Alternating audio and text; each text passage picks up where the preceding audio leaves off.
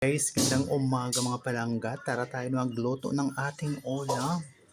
Ngayong umaga ng bisperas ng Kapaskuhan, tayo ay magluto daw ng ulam para sa umagahan. So ayan, dahil dumating ng ating order na baboy, yan, magluto tayo. So yun guys, sariwa po yung baboy namin. Kakakatay lang niyang kanina. So yun, tara.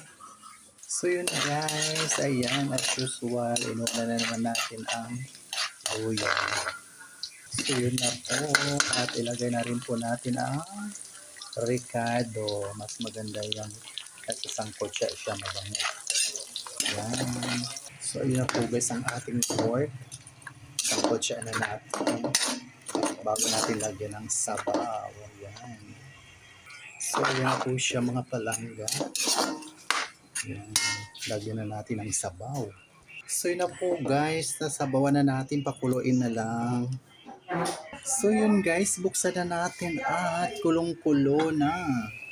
Oh, yan. Palambutin na lang po natin, saka natin ilagay ang ating gulay. So yun guys, ilagay na natin ang ating granules. Siyempre ang pampalasa, magic sarap. So yun.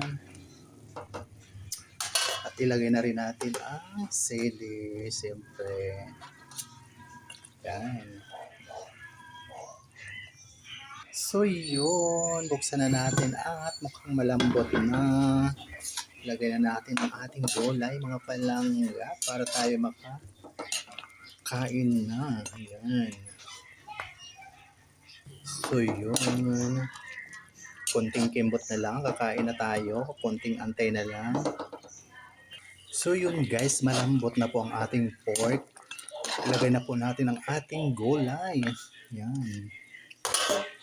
Ayun po. Ayan na guys, ang ating lutong ulam, ang patsambang luto. Yan. So yun guys, oh. Ayan na po ang ating gulay. Sa hindi nakaka-relate sa aking luto kung anong klaseng putahe or recipe, bilang isang nagluluto, mag-imbento po tayo minsan kung anong klaseng ulam ang ating lulutuin. Ang importante po ay meron tayo niluluto. Yan. Basta masarap, yun na yun. Ma-appreciate na yan ang ating mga mahal sa buhay. Ayan po guys, kasi siyempre ang ingredients dyan ay pagmamahal. At ang importante, mayroon tayo pinagsasaluhan sa ating hapagkainan. Kaya sa mga nagluluto dyan, kung kayo nagugulumihanan, kung anong klaseng putahe lutuin nyo, kung ano na sa isip nyo, gawin nyo, at kung ano na sa puso nyo, hala, go, go, go. Ganon.